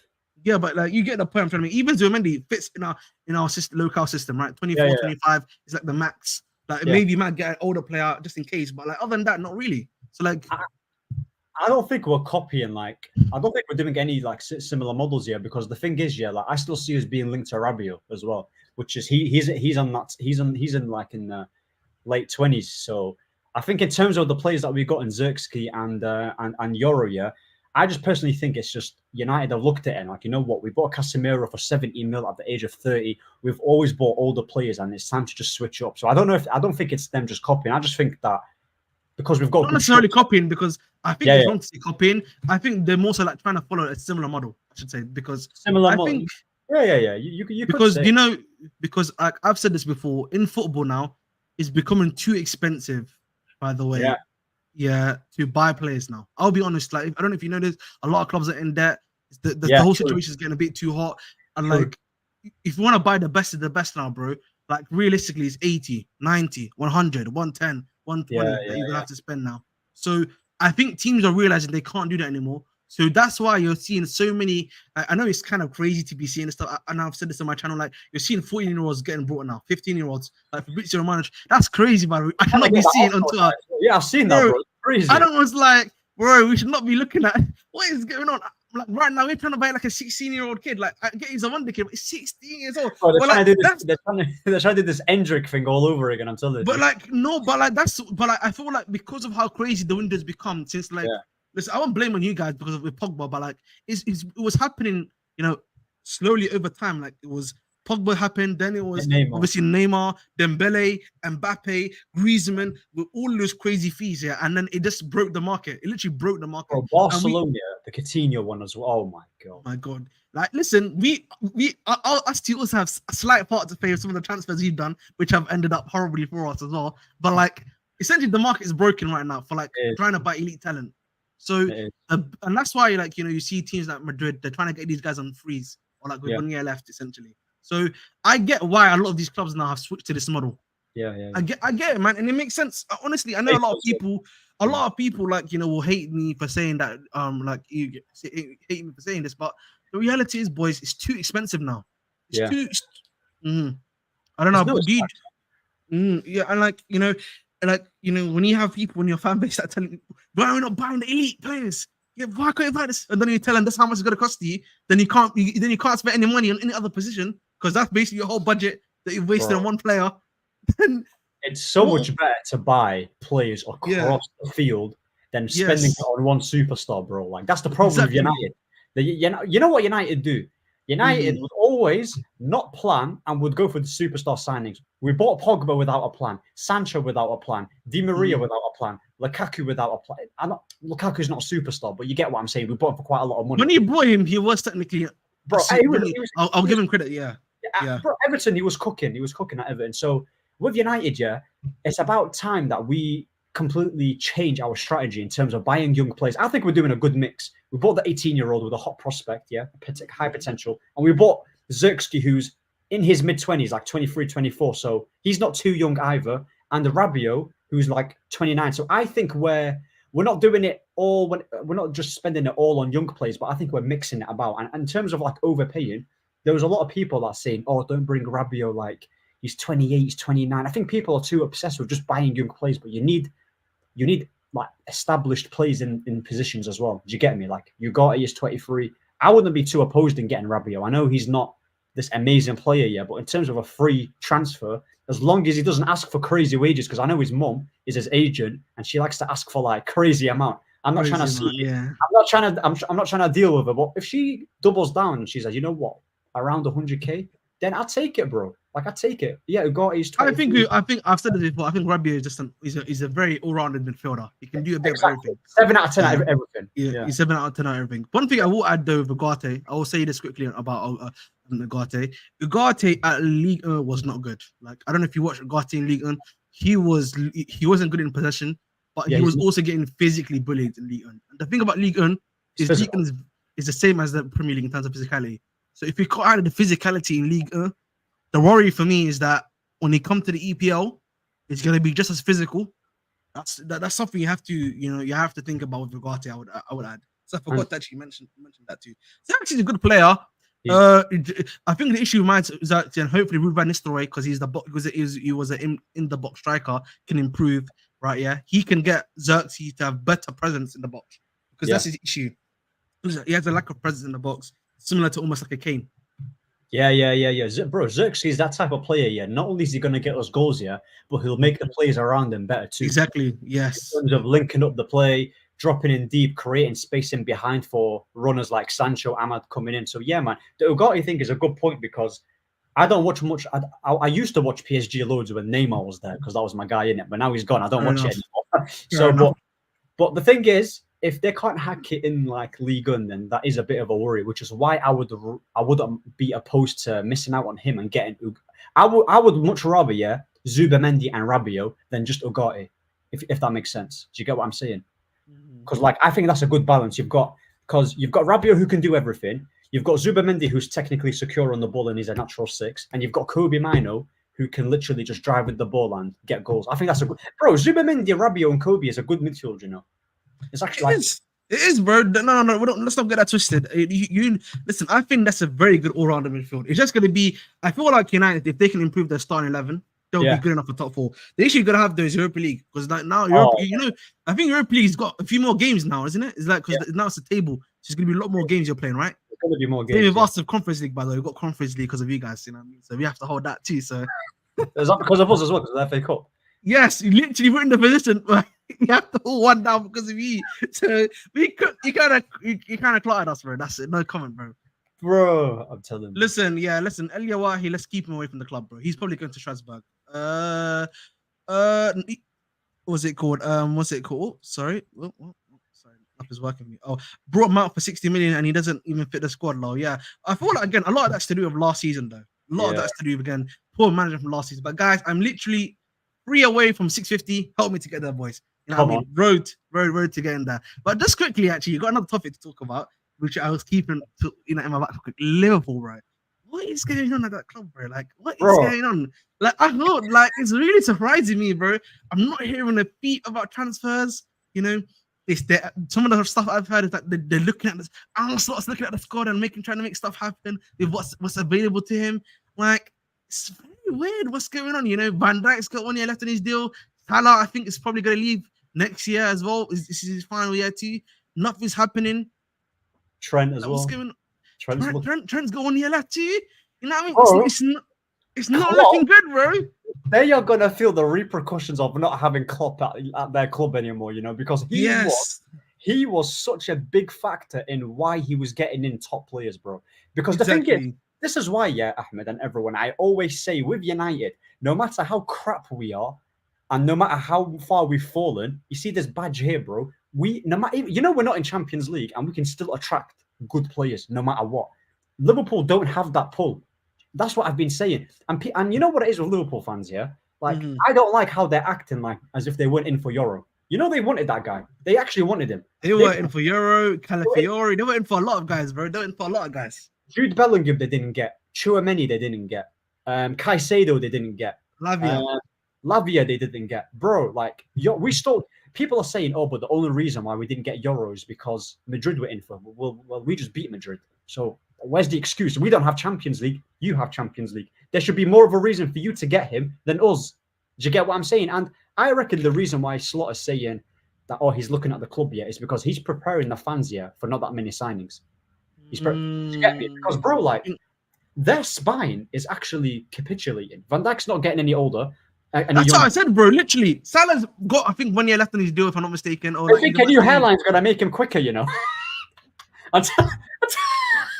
Bro, you know what's deep? Yeah, he's been cutting his hair. It's been getting worse. He should have kept the hair, bro. What's going on, bro? He should have kept the afro, the crazy afro. You know what I mean? That's what's been happening with him. And then if Trent does not sign a contract at the end of this season and he decides to go to Real Madrid, that's crazy, bro. That's what I'm saying. The thing is, I don't know if he's gonna stay there, bro. Honestly, that might not be the case. So obviously, he's one. Van Dijk's got 1 year left in his deal. I don't see Van Dijk staying for another season, by the way. I just don't see it. Like at his age, he's probably trying to be like a trophy chaser. So he's probably going to go to another club. So he's there. Who else is part of that spine? Because like the midfield is not really. They're all new guys. They're like all new guys, bro. Like Endo's not really a spine.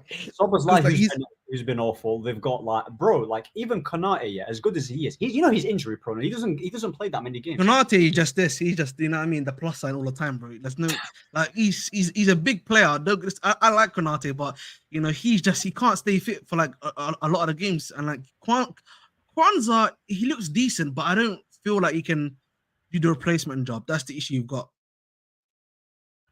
Nah, facts, bro. Like, Konate, oh my day. Szoboszlai as well. Szoboszlai did not have a good season either, by the way. Szoboszlai didn't have a great season either, even though I kind of rate Szoboszlai. I don't know, man. I feel like maybe the way Klopp plays I felt has not maybe suited him as much as people like to bring up, by the way. And do you know Diaz, man? I want to hear your thoughts on Diaz. I feel like Diaz is a bit too much hate. I don't know about you, bro. It feels like I think Diaz, yeah, is still a good player, but I think ever since he got that injury, he's not the same anymore in terms of like, bro. I remember they got him in January, didn't they? Correct? Yeah, they got him in it was 3 seasons ago in January. Yeah, I remember. Yeah, they got him in January. He was bagging loads of goals. The thing is with Diaz, yeah, he does everything right, barring the last part. Like I remember, like he's a good dribbler. His finisher needs to improve because I remember that City game against Liverpool. They were end to end, and he was cooking Kyle Walker. But in terms of like 1v1. They don't have any killers. The only guy is only Salah. Darwin Núñez can't finish. Diaz can't finish. But I just don't see how Núñez. I don't see how he can improve, bro. Because like he's not he can't improve after this, bro. It's just too much, bro. I can't see it. Like honestly, I just don't see it. I don't see Darwin Núñez improving, bro. Like people act like this guy's 19 or 20. He's mid-20s. He's always. Bro, this guy scores the hardest goal and misses the easiest ones. This makes no sense. The thing about Gakpo is I like Gakpo. I just think, what's it called? I think Gakpo has been like kind of been left to dry with Klopp didn't know how to use him properly. Yeah, and he is like because him on the left is really good. He plays really well on the left. But again, even then, like he's not been playing well. I don't know if Arsenal can get the best out of him, right? Yeah. So it's like. They might be in trouble, I feel like they're in trouble. By the way, they're the club that looks like I get they might be in transition, but they look like they're in trouble. They look like they're in very big trouble. Look, the thing is, bro, I saw someone say Colombian Nani, bro. Listen, respect Nani, bro. Nani is twice the player of Diaz, bro. I'm telling you. What I was gonna say, is that Liverpool fans, I'm not saying all Liverpool fans think like this, but I think they are underestimating how much they're gonna miss Klopp. Do you get what I'm saying? Bro, they're gonna miss Klopp because of the wages. I don't know if you know this, bro. Do you know their wage structure? Is really similar to. It's really good and it's similar to our wage structure where they don't spend too much money. It's only like or anything like that. So the issue they gotta have is that they don't have Klopp who can allow the player to come because they love Klopp, and the Liverpool brand, but they can accept that wage cut, but they can't do it, bro. They can't, bro. 100% like. Bro, I'm not saying all Liverpool fans think like this, but man, they're gonna miss Jurgen Klopp's crazy because even last season, that squad he had and the points he was racking up because they were in a title race at a certain point, bro. They are not gonna be racking up the same points. I'm not saying Slot is a rubbish manager because I actually think Slot he's actually rated really highly in the Dutch league, like by Van Gaal. I heard good things about him, but. First season, bro, like new players, it's going to take time, innit? Do you get what? It's going to take time, which is why it's going to take time. Yeah. No, I was literally, they're not set up for the future. Exactly. They're not set up for the future. Honestly, bro, if Szoboszlai does not have a good season like he did last season, he might be gone. He might be gone. Just going to get water, by the way. Just going to get water. That's all right, bro. No problem, bro. Yeah, but listen, guys, in the meantime, while I'm going to get some water, listen, boys, let me bring up this quick news about Chelsea quickly, which is on Andre Santos. I know a lot of the mandem, I'm not too happy about this Andre Santos news. But Andre Santos, boys, he is going to Strasbourg for another season. And here it is. Share this instead. Bish, bash, bomb. Andre Santos, obviously, is going to be going to Strasbourg for another season under the Rossoneri, who was the previous, what's it called, Hull City manager. Really good. Listen, again, he's a talented player. Pretty decent at the end of the day. Again, another season League is not going to do him really well, and I think again in terms of playtime, you get a lot of playtime there. The manager's really good there too. The manager knows how to play football there, and I think for me, this honestly probably means either Gallagher's staying or there may be an alternative, which is that maybe Cassidy might be getting a lot more game time than people might believe. Because that might mean Cassidy is getting a lot more game time too. I know a lot of people have forgotten that Cassidy exists at the club, but Cassidy was under him at Leicester, so maybe Cassidy's getting more game time. So just want to talk about this one rather quickly too. So again, with him, obviously decent signing. We'll see what happens. Who's this player again? Who is he? Andre Santos, the guy that we really hype up, the midfielder that plays the 6 and 8. Okay. Yeah, where did you get him from? Which club? We got him from Vasco da Gama. Vasco da Gama. Oh, right. Okay. Is it, what type of midfielder is it, like a 6 or an 8? Or he plays both. He can play both. He can play regular 6 and he can play to box as well. So, you guys have loads of midfield. Speaking of the midfield, I was gonna say, like, do you think Enzo? I know it's a hot topic. Do you think Enzo is gonna come back to the team, or is he done now? This is a good question because we've got a lot of freaks on Twitter that are saying that the fans are talking too much and like he needs to come back to the club. Those guys are just respectfully freaks. But I think for me it's gonna be very difficult, bro. Like I've seen a lot of people say that, oh, maybe these guys need to be professional about it. It's not about being professional, bro. He's been unprofessional. That's the whole problem. Is very unprofessional right now. So it's gonna take him a bit of time to come back into that squad. Yeah, and it's not gonna be hunky dory after that either. So he's not. Not gonna be hunky dory after that either. But it's gonna take time.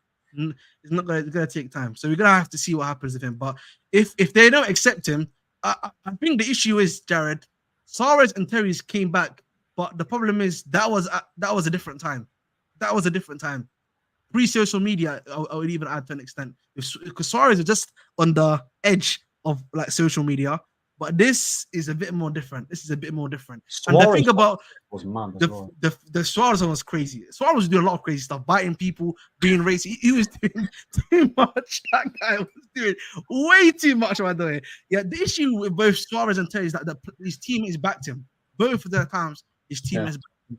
The difference is he's being called out in public by his own teammates. Yeah, Fofana. Yeah. 2 Fofanas actually. The striker did as well. Our striker did too. That to Fofana too. Ivory Coast. But yeah, so it's going to be. We'll see what happens. And I think for me, in regards to after that, I think in terms of midfield wise, if everything hopefully does go, everything like that, we'll see what happens. But I think it'll probably be a midfield of Enzo, Caicedo, and I think it's going to be KDH probably. See, that's a good midfield. I actually think with that midfield, there's a good balance, man, because like Caicedo can win the ball back, bro. I think, bro, Pochettino just didn't know how to utilize the midfield. I'm telling you. Like for me, no, he did not know. No, it came out, by the way, in the Athletic article. He doesn't know how to use Enzo. He didn't know how to use Enzo at all. Pochettino has made Enzo. He's made people think that he's a rubbish player. He's not rubbish. He's actually a good player. Yeah, that's just being. He's just not utilizing him properly. Bro, he literally it came out. He didn't know how to use him, bro. He literally came out. Same as Caicedo as well, to an extent.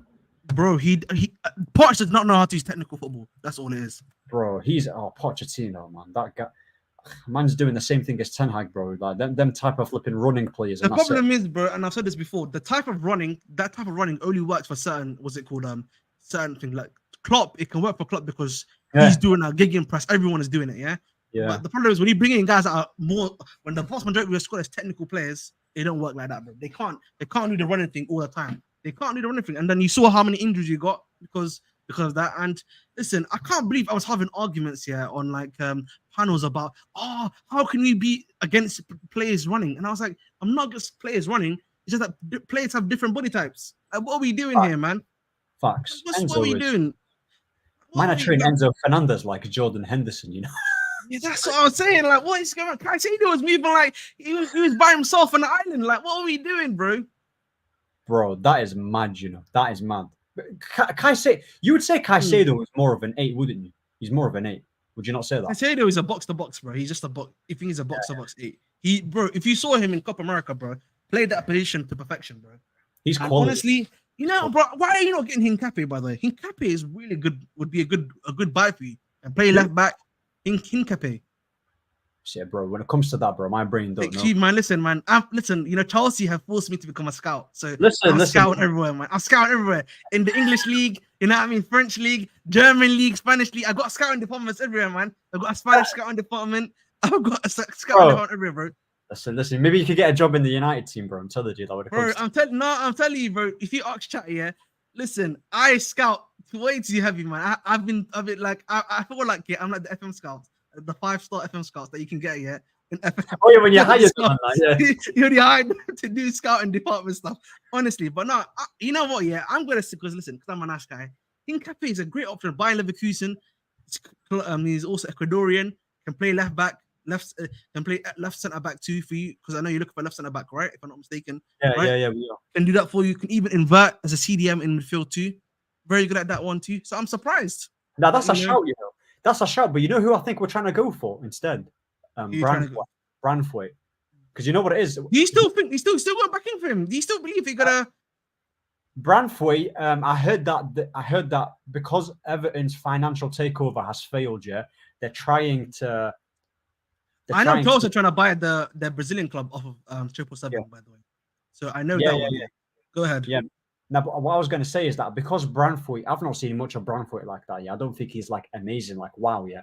But because Lisandro Martinez ain't reliable, even though he's a good player, he's a very good player. But Branthwaite, because he's left-sided centre back, he can play on the left. He was even managed by Ruud van Nistelrooy at PSV.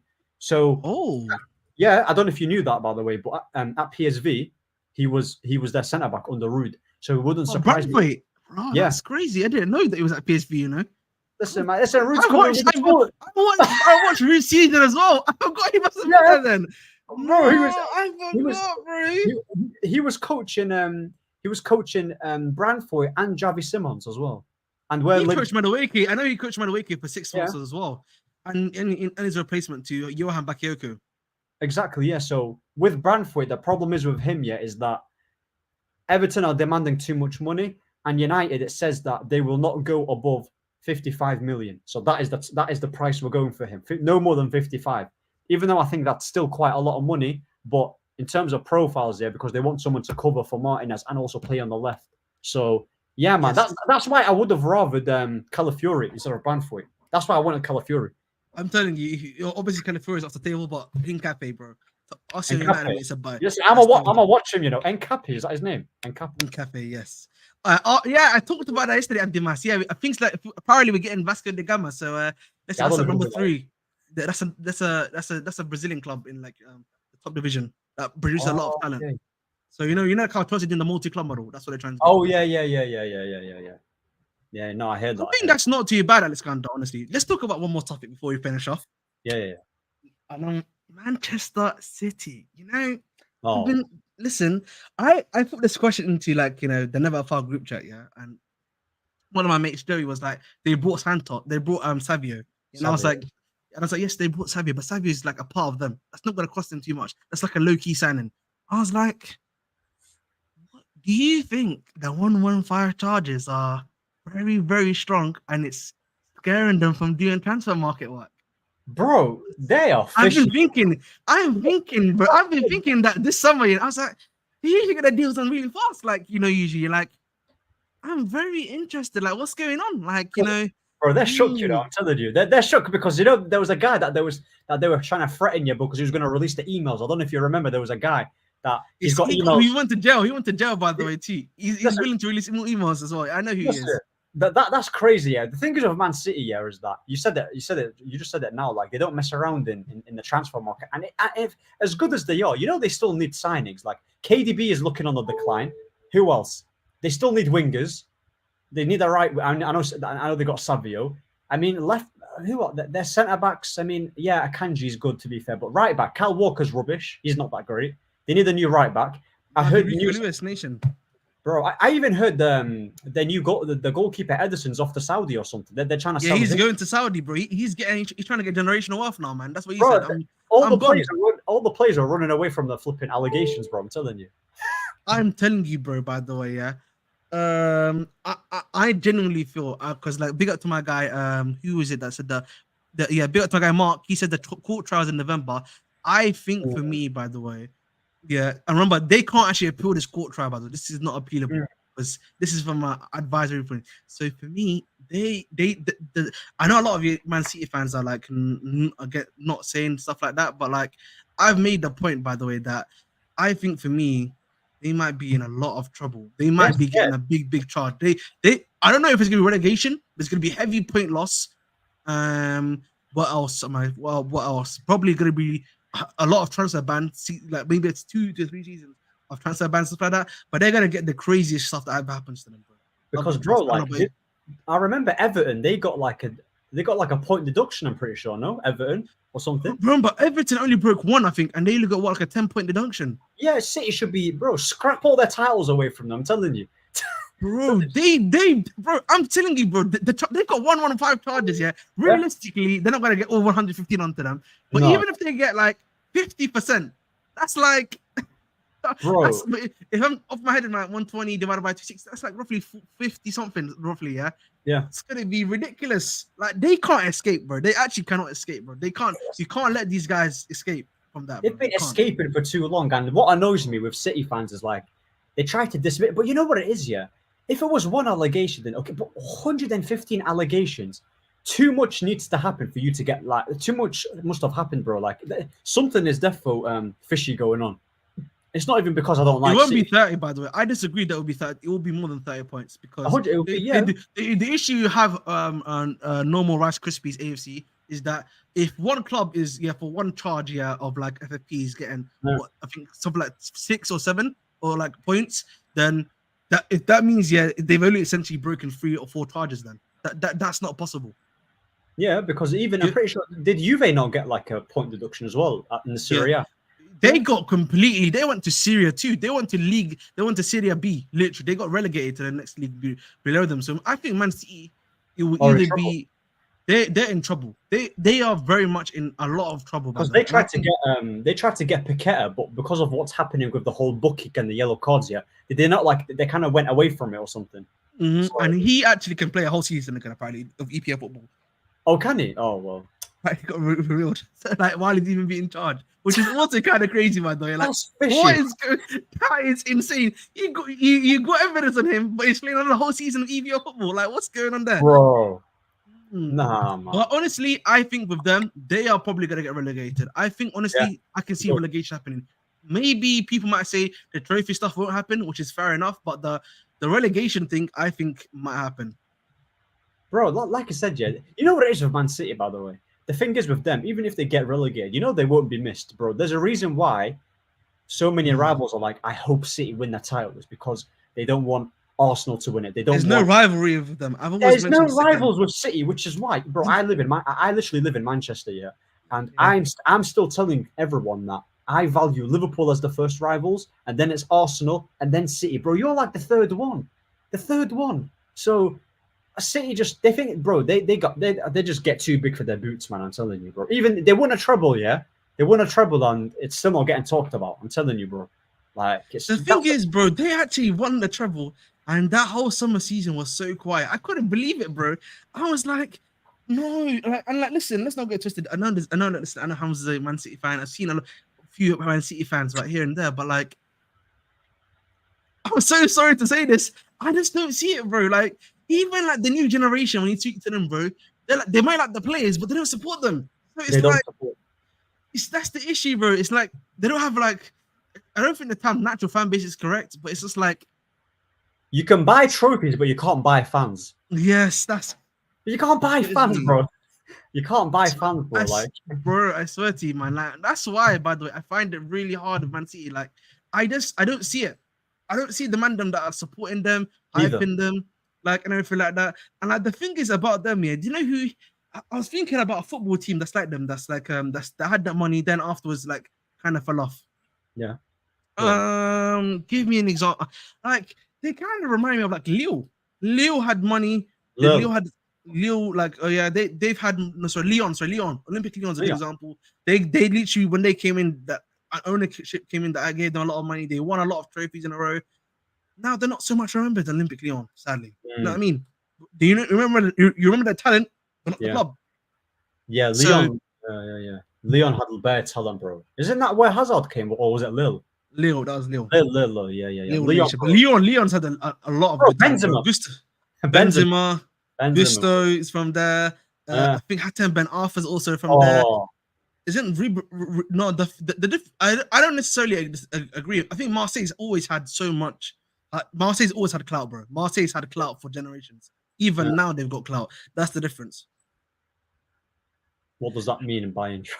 Did Man U buy Ronaldo with hard work and history? I mean, Man United, when they Bro, got Ronaldo, they had immense history, bro. When did he buy? Was it 03 or 04 or 02 or stuff bro. like that? You brought, Yeah, it was around that time, 02, 03, bro. Like yeah, from Sporting, and the thing is, yeah, like with United, with like the whole, we didn't spend money like Man City, bro. Back then, we didn't spend it like that, bro. Like the only, bro, I'm pretty sure How much did we buy Rio Ferdinand for? It was deemed a lot of money back then. Was it like around 20 to 30 mil or something? I remember. yeah, it was. Yeah, so Yes. like with United, yeah, like we relied on the Gary Nevilles, on the David Beckhams and Paul Scholes and all them players that we had in the academy, bro. Like with Man City, yeah, like cool, you have an amazing structure and you bought really well, yeah, but without your ownership in Mansour, you're nothing. You can take Glazers away from United, we're still good. Take away Ferguson from United, we still won. I'm pretty sure we still won trophies. We won like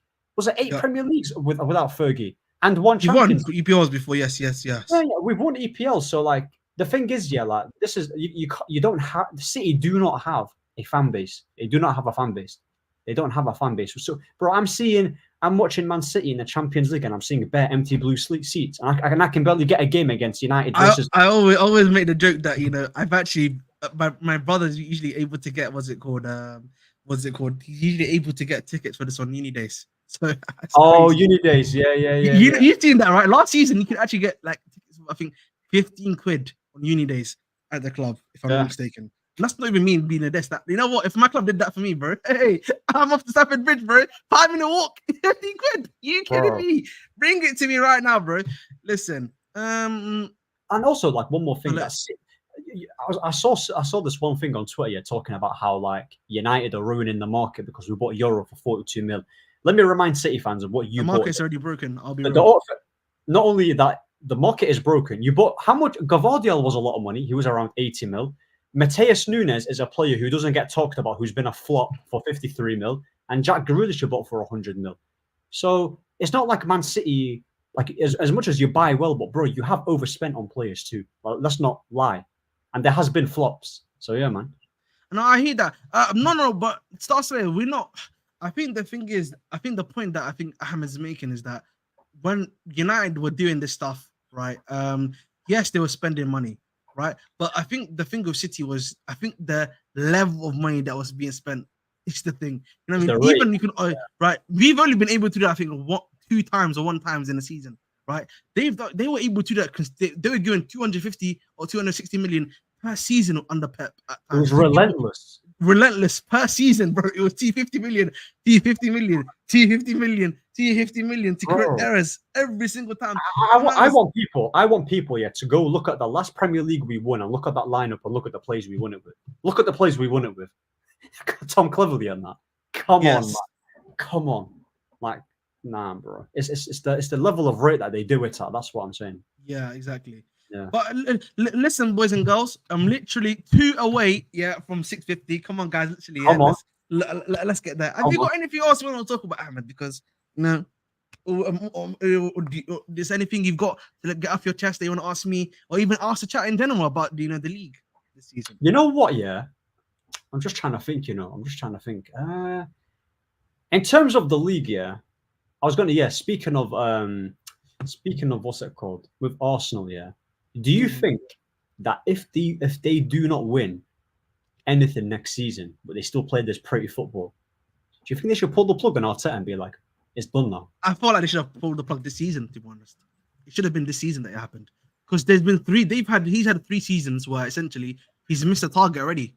So the Amazon season where he missed top 4, the first season where they overcompeted, right? That's number 2. Then number 3 is last season. So he's already on 3 strikes for me already. If I'm an Arsenal fan, I feel like he should have been gone this season. But the only reason why he's not out there right now is because there's no better manager they can bring in right now. That's all. Do you not think as well, like with their signings, yeah, like people talk about how well Arsenal have spent. I don't actually think they spent well, because think about it.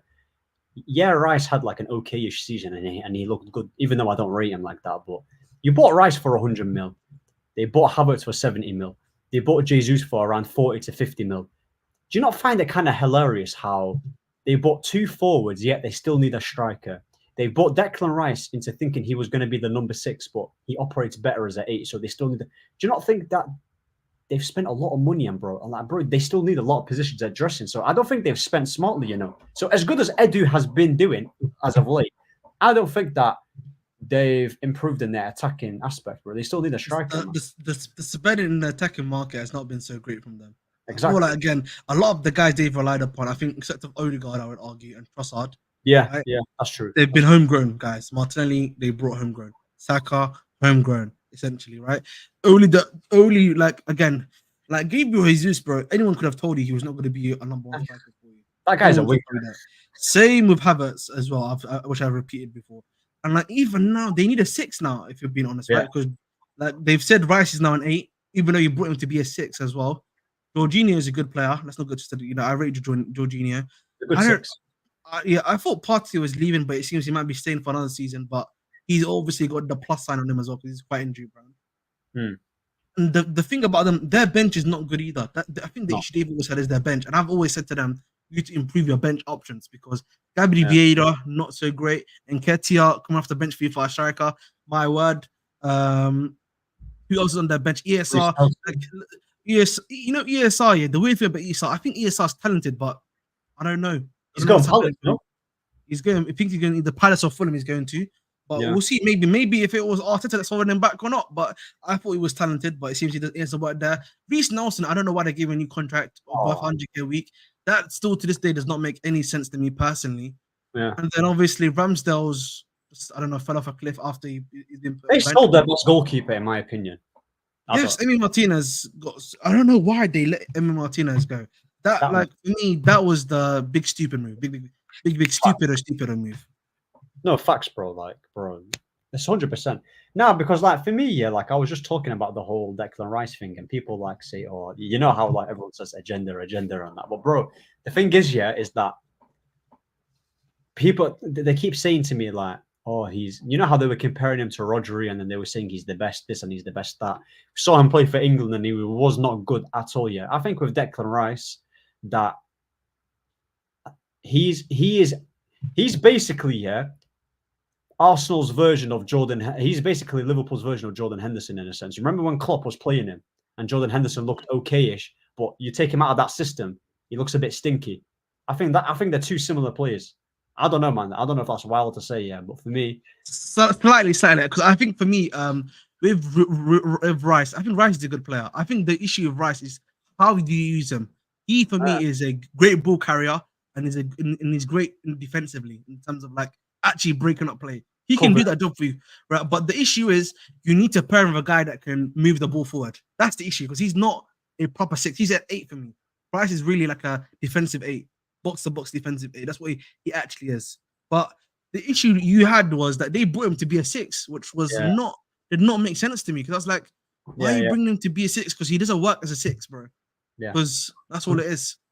But like, he's not a bad player. He's not a bad player. He's a good player. Let's not get it twisted. It's just that the effectiveness of how to use him has been the problem for the team itself.